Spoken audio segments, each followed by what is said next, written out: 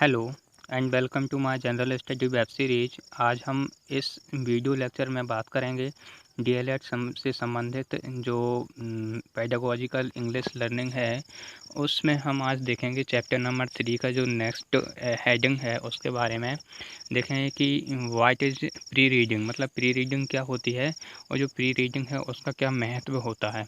तो आइए हम शुरू करते हैं। सबसे पहले कि जो प्री रीडिंग होती है वो क्या होती है। देखो, हम नीचे चलते हैं कि what the learner brings to the reading will affect how she or he understand what they read।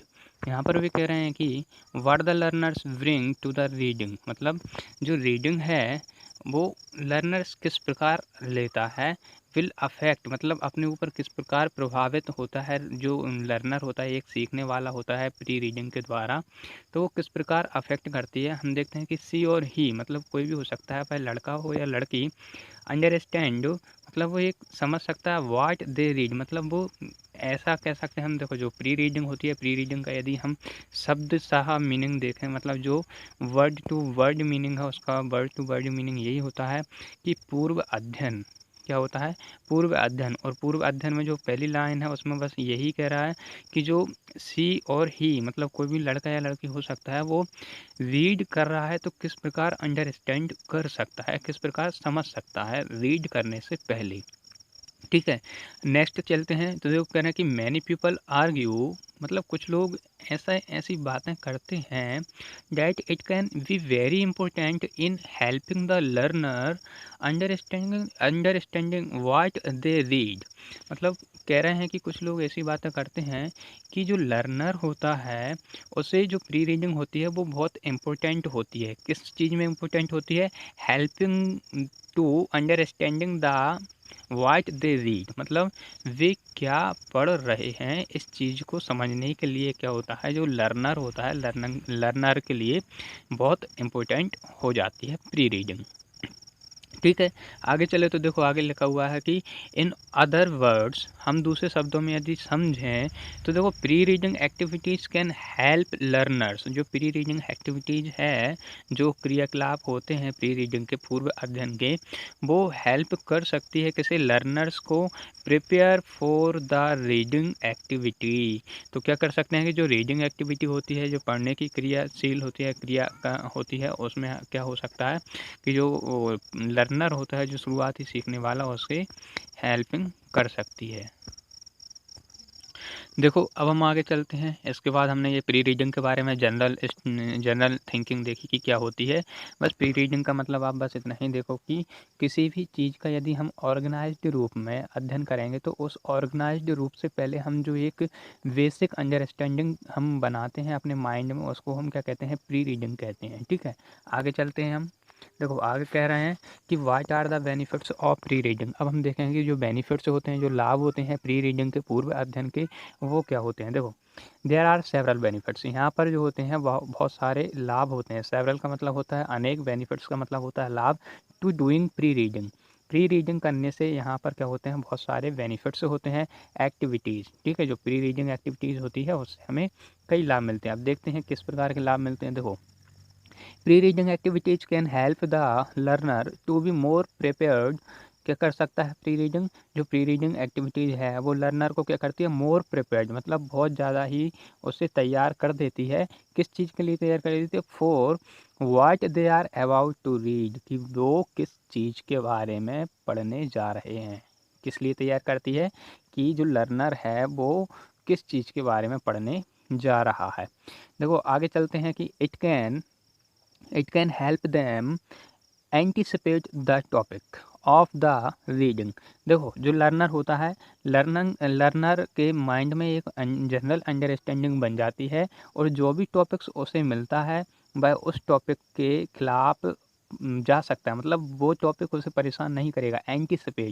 Anticipate हो जाता है टॉपिक के, जो लर्नर होता है, तो क्या हो जाता है? उसे हेल्प मिलती है एंटिसिपेट बनने में to the topic of the reading. ठीक है, इन डूइंग दिस है कार्य करने से, कौन सा? प्री रीडिंग करने से। In doing this they can also prepare them self. ठीक है। जो रीडर्स होते हैं, रीडर्स क्या करते हैं, यदि प्री रीडिंग कर लेते हैं तो प्री रीडिंग करने के बाद वो क्या होते हैं, प्रिपेयर्स कर लेते हैं अपने आप को, प्रिपेयर देमसेल्फ का मतलब होता है स्वयं, अपने आप, ठीक है। For the kind of language, किस लिए प्रिपेयर कर लेते हैं अपने आप को, काइंड ऑफ लैंग्वेज मतलब जो भाषाएं होती हैं, भाषाओं के प्रकार, कौन सा प्रकार आपको सामने पढ़ने के लिए आ रहा है, वोकेबलरी उसमें जो क्या मीनिंग है, क्या शब्द हैं, एंड इवन ग्रामर, और क्या हो सकता है यहाँ तक कि उसे जो लैंग्वेज है, भाषा है, भाषा से संबंधित जो ग्रामर है उसका भी एक क्या हो जाता है, बेसिक अंडरस्टैंडिंग उसके मन में बन जाती है प्री रीडिंग से। देखो हमने ऊपर देखे उसका एक बेनिफिट ये देखा कि वह अपने आप को मोर प्रिपेयर्ड कर सकता है किस चीज़ के लिए, अबाउट टू रीड, और दूसरा देखा कि वह एंटिसिपेट कर सकता है किसी टॉपिक के लिए, और तीसरा देखा कि डूइंग प्री रीडिंग एक्टिविटीज़ करने से वह क्या हो सकता है, आल्सो प्रिपेयर देमसेल्फ। ये 3 पॉइंट हमने देखे, तो याद रखना कौन कौन से पॉइंट देखे, मोर प्रिपेयर्ड, एंटिसिपेट और prepared themselves for kind of language, vocabulary and even grammar. ठीक है, आगे चलें तो देखो आगे लिखा हुआ है कि that might be used in the text. ये पिछली लाइन है, पिछली लाइन कंप्लीट नहीं हुई थी तो उसमें लिखा था क्या, vocabulary and even grammar that might be used in the text. वो क्या कह रहे थे कि जो प्री रीडिंग करने से क्या होता है कि जो लर्नर होता है वो लैंग्वेज पर पकड़ बनाता है, वोकेबलरी पर बनाता है, इवन ग्रामर जो क्या करती हैं, that might be used in the text, जो कि टेक्स्ट के रूप में उसके सामने आती हैं। आगे चलें तो लिखा है कि इन एडिशन, और इसमें और कुछ जोड़ें तो वो कहता है कि if done in the right way it can encourage. देखो जो अगला जो बेनिफिट्स है प्री रीडिंग का वो बता रहे हैं कि it can encourage the learners to want to read and may be even increase their motivation to read. तो क्या करता है, लर्नर्स को एक साहस बनाता है। साहस यहाँ पर जो एनकरेज है, एनकरेज का मतलब होता है साहसी, ठीक है, to the learners and to want to read and may be, और क्या हो सकता है, ये भी हो सकता है कि इवन जो लर्नर्स है उसकी इंक्रीज पावर, जो पावर है रीड करने की वो क्या कर दे, इंक्रीज कर दे। इंक्रीज का मतलब होता है बढ़ा दे, एंड क्या कर दे, वो मोटिवेशन कर दे, मोटिवेट कर दे कि उसे रीड करने के लिए वो उत्प्रेरित हो जाए। तो हमने ये देखा कि प्री रीडिंग क्या होती है, और प्री रीडिंग के बाद हमने देखा कि जो प्री रीडिंग के बेनिफिट्स हैं वो क्या क्या बेनिफिट्स हैं। अब हम देखते हैं, here are 10 pre reading activities to use in class. देखो जो क्लास होती है, किसी भी क्लास में जो प्री रीडिंग है, पूर्वकालिक अध्ययन होता है, उसको करने के 10 हम यहाँ पर एग्जाम्पल देखेंगे, यहाँ पर पॉइंट देखेंगे कि किस प्रकार हम प्री रीडिंग कर सकते हैं। देखो स्पीड चैटिंग सबसे पहला पॉइंट है कि हम स्पीड चैटिंग करें, क्या करें, स्पीड चैटिंग करें। तो देखो किस प्रकार कर सकते हैं इससे हम, देखो प्रिपेयर 1 और 2 सिंपल क्वेश्चन, क्या करें, प्रिपेयर 1 और 2 सिंपल क्वेश्चन। हमें ये 2 और 3 मतलब कितने भी, 1 और 2 या 3 कितने भी हो सकते हैं, लेकिन हम क्या कर सकते हैं कि 1 और 2 मतलब 1 या 2 ही सिंपल क्वेश्चन तैयार करें। मतलब एक सरल से, ऐसे नहीं होने चाहिए कि वो बहुत ज़्यादा कठिन हो, समझने में बहुत दिक्कत आए, ऐसा नहीं होना चाहिए। क्योंकि यदि आप प्री रीडिंग कर रहे हो या और उसके बाद ऑर्गेनाइज रीडिंग पर आओगे तो आपको समस्या उत्पन्न हो सकती है। इसलिए आप यदि शुरुआत में प्री रीडिंग कर रहे हो तो आप ऐसे प्रश्न तैयार करें जो आपको समझने में आसानी हो, उनके आंसर्स करने में आसानी हो, ठीक है।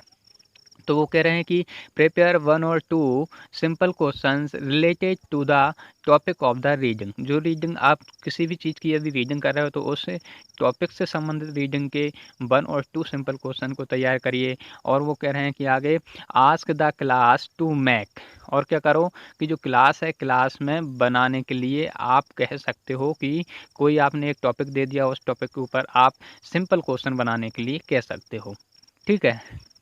जैसे मान लीजिए यदि आप किसी कहानी के ऊपर से आप रीडिंग करना चाहते हो तो आप पहले ही आप उस कहानी को पढ़ने से पहले क्लास में कह सकते हो कि ये पार्ट है, इस पार्ट पे से बच्चों को क्या कोई सिंपल भी प्रश्न बनाना है।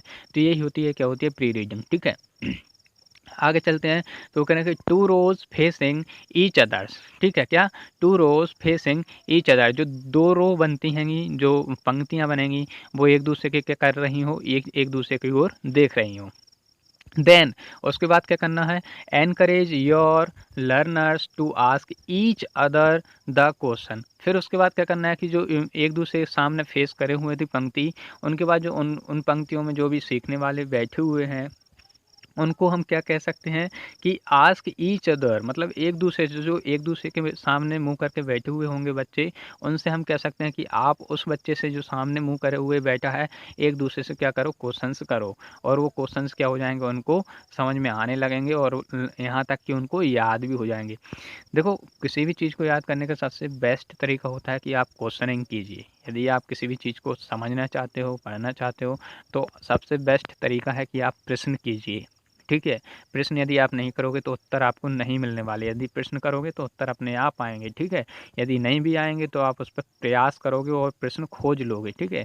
तो इसलिए वो कह रहे हैं कि ask each other the questions but वंस देम, वो कह रहे हैं कि क्वेश्चन पूछो लेकिन क्या करो, वांस उनको चेतावनी दो, them that they only have 60 second to do so. देखो, जो कोई भी टॉपिक होता है, कोई भी टॉपिक पढ़ने के लिए एक निश्चित टाइम होता है। हमें ऐसा नहीं करना चाहिए कि 2 या 3 सिंपल क्वेश्चन है और उसमें ही हमने 20 से 25 मिनट निकाल दिए तो पूरी क्लास क्या हो जाएगी, टाइम से फिर निकल जाएगी, जिससे कि क्या होगा, प्री रीडिंग में ही पूरा यदि टाइम चला जाएगा तो फिर हम रीडिंग का टाइम नहीं निकाल पाएँगे। इसलिए क्या करो कि हमें बहुत कम समय में ये काम कर लेना चाहिए। ठीक है? तो ये देखा हमने कि किस प्रकार हम जो चैटिंग है, स्पीड चैटिंग के द्वारा हम क्या कर सकते हैं, प्री रीडिंग को हम कैसे बढ़ा सकते हैं। अगला आता है डिस्कशन। देखो यहाँ पर नंबरिंग गलत हुई है, यहाँ पर नंबर 2 आएगा। ठीक है? और आगे देखते हैं आगे कौन सा नंबर डला हुआ है। हाँ, तो ये नंबरिंग गलत हुई है क्योंकि पहला हो गया हमारा स्पीड चैटिंग, उसके बाद नंबर 2 आया है डिस्कशन। तो देखते हैं हम डिस्कशन के द्वारा हम किस प्रकार से क्या जो प्री रीडिंग है उसको बढ़ा सकते हैं। देखो, encourage the learners to have a discussion. तो जो लर्नर्स होते हैं उनको क्या करना, हमें उत्साहित करना चाहिए डिस्कशन करने के लिए अबाउट द टॉपिक। जो टॉपिक है जिस पर भी हम बात करना चाहेंगे या रीडिंग करना चाहेंगे, उस रीडिंग से संबंधित जो लर्नर्स होते हैं उनको हमें क्या करना चाहिए, एनकरेज करना चाहिए, जिससे कि वो क्या हों, उत्साहित हों और आगे आएँ डिस्कशन करने के लिए। डिस्कशन का मतलब होता है यहाँ पर बातचीत या वार्तालाप कह सकते हैं। ठीक है? हम आगे चलें तो देखो लिखा है कि प्रिपेयर 4 और 5, जो 4 और 5 सेंटेंस हैं विथ वेरियस ऑप्शन ओपिनियंस। देखो, जो लर्नर्स हैं, जब लर्नर्स को हम डिस्कशन करने के लिए बोलेंगे तो फिर क्या होगा, 4 और 5 सेंटेंस यदि हम उनको दे देंगे और उन्हीं सेंटेंस पर हम वेरियस ओपिनियन बनाने के लिए यदि उनको कहेंगे, ओपिनियन का मतलब होता है अपने स्वयं के विचार बनाना, तो फिर क्या होंगे, डिफरेंट डिफरेंट टाइप्स के क्या आएंगे, मीनिंग्स आएंगे, और उससे जो रीड हम करेंगे टॉपिक से, उस टॉपिक से संबंधित वेरियस एस्पेक्ट्स भी हमारे सामने निकल कर आएंगे। तो हम क्या कर सकते हैं कि जो टॉपिक्स है उस टॉपिक से संबंधित 4 और 5 सेंटेंस बना सकते हैं विथ वेरियस ओपिनियन, अलग अलग जो ओपिनियंस हैं उनसे संबंधित, और क्या करेंगे कि रिलेटिंग टू द रीडिंग, और हम जो टॉपिक्स पर हम रीड करेंगे उस टॉपिक्स से हम क्या करेंगे, उसे रिलेट करेंगे, जिससे कि क्या हो, हमारी जो रीडिंग करने की स्थिति है वो हम सही स्थिति में जाएँ, या फिर जो हमारी बेसिक जनरल अंडरस्टैंडिंग है वो अच्छे से बन जाए। आगे चलें तो देखो लिखा है कि read them out to the class. अब क्या करेंगे, तो read them out to the class and then place them around the room. और क्या करेंगे, हम जो टॉपिक्स हैं, जो प्रश्न हैं, जो प्रश्न दिए थे, उन प्रश्नों को क्या करेंगे, उनसे बोलेंगे कि आप इसको आउट क्लास के बाहर भी उनको आप पढ़ सकते हो, और place them around the room, और रूम के बाहर भी। ठीक है? जहाँ पर वो लर्नर्स होंगे वहाँ पर उनको इन प्रश्नों को और अपने ओपिनियन को बनाते चलना है। आगे लिखा हुआ कि encourage the learners to go and stand near the opinion that they. और फिर इसके बाद हम करेंगे कि जो लर्नर्स होते हैं, लर्नर्स को कहेंगे कि, और या फिर उनको उत्साहित करेंगे कि जो अपने ओपिनियन है वो अपने ओपिनियन सामने रखें, जिससे कि क्या होगा, वेरियस एस्पेक्ट्स हमारे सामने कहानी से संबंधित तो भर कर आएंगे, जिससे कि क्या होगी, जो प्री रीडिंग है, प्री रीडिंग से संबंधित हमारी अंडरस्टैंडिंग अच्छी हो जाएगी। नेक्स्ट चलते हैं। तो नेक्स्ट जो प्री रीडिंग का कह सकते हैं कि जो पॉइंट है वो है brain storming. Brain storming, brain storming का मतलब होता है कि कोई भी ऐसी चीज़ दे दी जाए आपको जिससे कि आप जल्दी जल्दी से उस पर सोच सको या फिर आप उसमें उलझ सको। देखो जैसे आपने देखा होगा कि जो क्यूब बॉक्स आता है हाथ से घुमाने वाला, वो क्यूब बॉक्स में विभिन्न प्रकार के कलर होते हैं, उनको एक कोडिंग के तहत हमें उसे सजाना होता है। या फिर कह सकते हैं कि जो कोडिंग डिकोडिंग होती है, तो कोडिंग डिकोडिंग में क्या होता है, ब्रेन स्टॉर्मिंग होता है। तो ब्रेन स्टॉर्मिंग के तहत भी हम क्या कर सकते हैं, प्री रीडिंग को अच्छे से बना सकते हैं। तो आइए देखें कि ब्रेन स्टॉर्मिंग के तहत हम कैसे ये कर सकते हैं। देखो, गिव द क्लास 5 मिनट्स, हम क्लास को क्या 5 मिनट से दे सकते हैं to brainstorming ideas relating to the topic. जो टॉपिक्स हम पढ़ने जा रहे हैं उस टॉपिक से संबंधित हम 5 मिनट क्लास को देंगे और हम कहेंगे कि आप ब्रेन स्टॉर्मिंग कर लीजिए। मतलब आप इस पर एक जनरल आइडिया बना लीजिए कि अब आपके सामने किस प्रकार की रीडिंग आने वाली है। फिर हम देखेंगे देन गिव देम ए फर्दर 5 मिनट्स। और फिर देखो जब 5 मिनट दे दिए जाएंगे, फिर 5 मिनट देने के बाद हम क्या करेंगे, देन गिव देम, फिर उसके बाद उनसे फिर हम 5 मिनट देंगे। देखें फिर कैसे देंगे, to organise their ideas and to form sentence. क्या करेंगे, देखो हमने सबसे पहले उन्हें 5 मिनट दिए सोचने के लिए, ब्रेन स्टॉर्मिंग करने के लिए।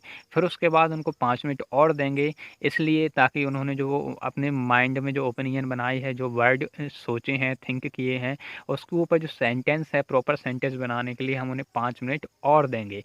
वंस दे हैव, ठीक है। तो फिर क्या होगा कि देखो, यदि हमने जो शुरुआती 5 मिनट दिए थे उससे वो वर्ड थिंकिंग करेंगे, अपने माइंड में वर्ड को लाएंगे, ठीक है। अगले 5 मिनट में क्या होगा कि वो सेंटेंस बनाएंगे। और फिर क्या होगा कि इससे बच्चे मतलब प्रत्येक बच्चा ये सोचेगा कि मेरा सेंटेंस अच्छा होना चाहिए। इससे क्या होता है, ब्रेन स्टॉर्मिंग होता है, ब्रेन आगे सोचने के लिए तैयार हो जाता है।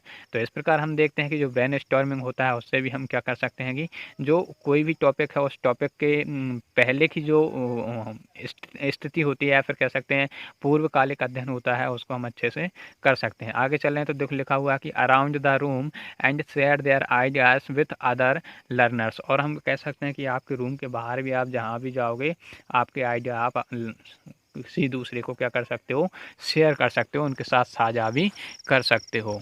अब आगे चलें तो देखो आगे जो चौथा नंबर आता है, चौथा नंबर जो प्री रीडिंग का है वो है पिक्चराइजेशन।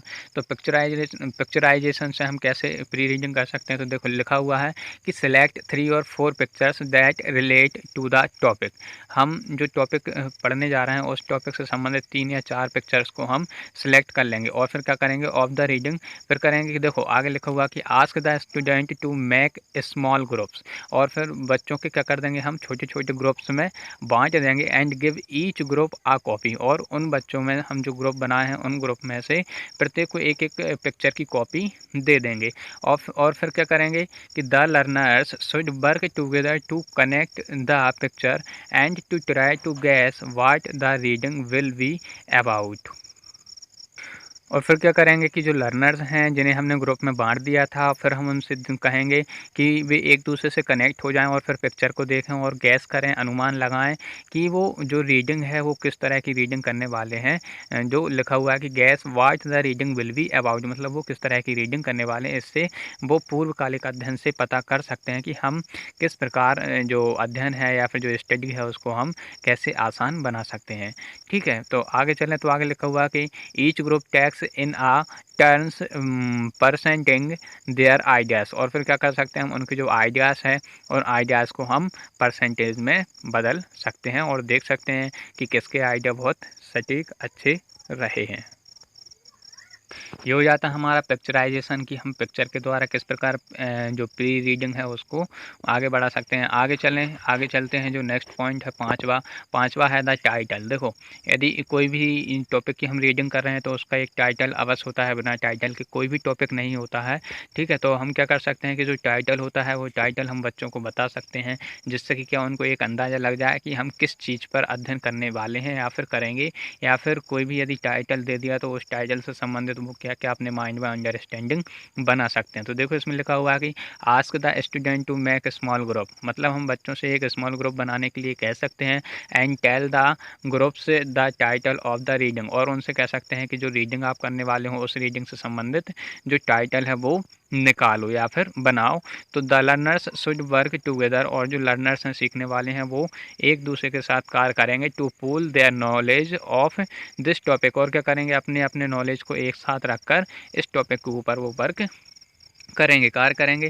फिर क्या हुआ कि again once the group has finished, फिर क्या होगा कि जो ग्रुप है यदि जब फिनिश्ड हो जाएगा, पूरा हो जाएगा, तो क्या होगा कि each group can share their idea with the other groups. फिर देखो जब हम ऐसा कर लेंगे, आइडिया जो टाइटल है, टाइटल बनाने के लिए ग्रुप से कह देंगे, तो जितने भी ग्रुप बनाए थे हमने, तो सारे ग्रुपों से फिर बताएंगे, कहेंगे कि जो आपने अपने ओपिनियन बनाए हैं टाइटल से संबंधित वो एक दूसरे ग्रुप से शेयर करें। तो इससे भी क्या होगा कि जो टॉपिक्स है जो हम पढ़ने जा रहे हैं उससे संबंधित पहला जो पूर्वकालिक अध्ययन है उसके बारे में हम स्थिति बना सकते हैं, एक जनरल आइडिया ले सकते हैं कि किस प्रकार के टॉपिक्स पर रीडिंग करने जा रहे हैं। तो आज के इस वीडियो में हम बस 5 ही देखेंगे, अगले 5 हम अगली वीडियो में देखेंगे। वीडियो देखने के लिए थैंक यू। तो देखो जो हमने प्री रीडिंग है, प्री रीडिंग से संबंधित 5 पॉइंट देखे कि कौन कौन से पॉइंट हैं, कि जो हमने 10 की बात कर रहे थे कि 10 pre reading activities to use in class. तो हमने देखा था कि जो क्लास में है कितने 10 ऐसे पॉइंट होते हैं जिनको हम यूज कर सकते हैं, जिनमें से हमने 5 देख लिए हैं। पहला स्पीड चैटिंग, दूसरा हमने देख लिया डिस्कशन, तीसरा ब्रेन स्टॉर्मिंग, चौथा हमने देखा पिक्चराइजेशन, और 5वां देखा था टाइटल। ये पाँचों हमने आज देखे हैं, और जो 5 बचे हैं वो नेक्स्ट वीडियो